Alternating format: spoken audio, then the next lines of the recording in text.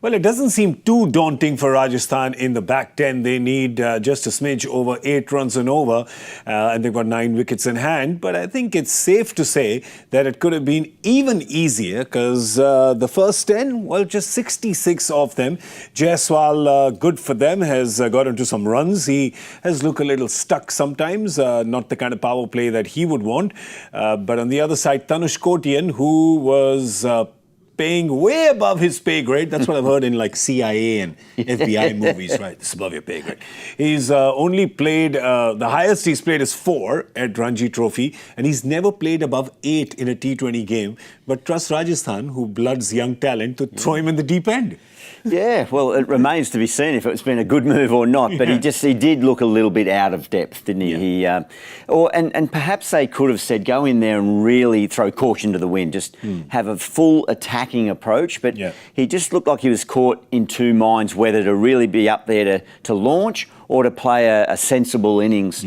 But at the back end, he was starting to look to go to the boundary a bit more. But fortunately for him, Jaiswal has just got a little bit of rhythm going. But remembering too, the pitch, it's not conducive to a big stroke play. It's been a nagging pitch throughout the entirety of the night to this point. So, but you're right, GK. It's just amounted a little bit of pressure.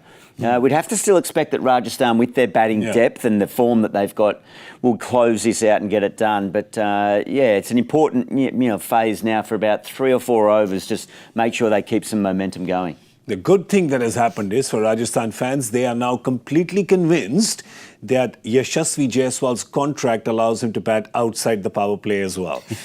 Because in the previous games, the 5 games, he hadn't lasted the power play. Today, it looked like, with the total not being too daunting, the asking rate being not too high, he struggled, but he stuck it out.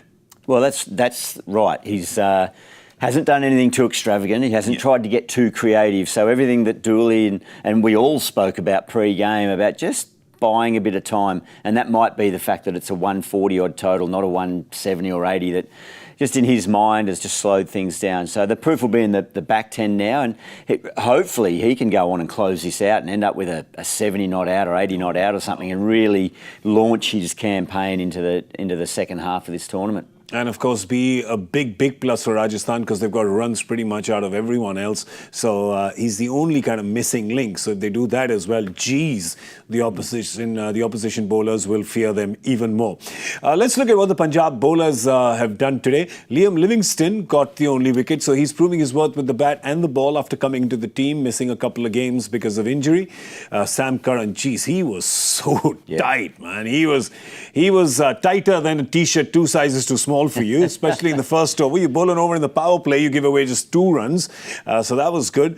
Kagiso Rabada has bowled his 2 overs for 12. Arshdeep's been a little expensive. But the interesting thing to see was that Liam Livingstone got to bowl before Harpreet Brar. I like that. That's interesting. Yeah, and what a great job he did, and the versatility that Livingstone has. He can bowl leg spin to the right-hander, off spin to the left-hander, and he's prepared to challenge the batter. Just give it a little bit of flight and tempt you to come down, leave your crease and maybe take you over the infield, which is challenging on this surface.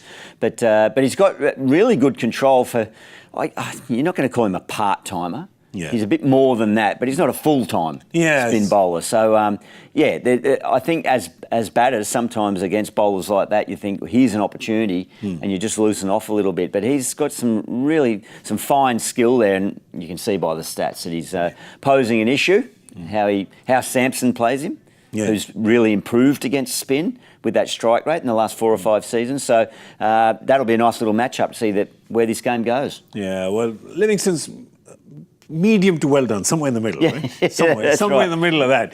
The level of doneness. It's always on your mind, isn't it? Always is. That's all I think about. All I can see right now is a big buffet in front of me, but can Sanju Samson and Yashasvi Jaiswal gobble up this chase really quick?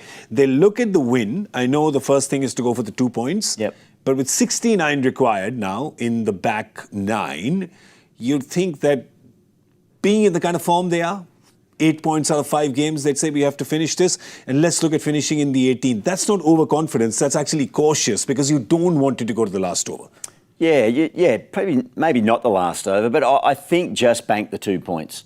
You don't want to tempt anything by getting too aggressive and too overconfident and starting to cast your mind too far forward. At this stage of the tournament, they're in the driving seat. They don't have to worry at all about run rate if they just bank these points and keep building that confidence. So there's no need to do anything different.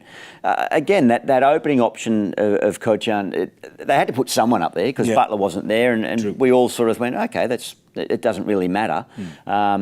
So, yeah, just get these 2 points. That's what they've got to be professional, be clinical, and just walk off with a victory because it is a troubling surface. Yeah, I think that the captain, Sanju Samson, is the man for the job.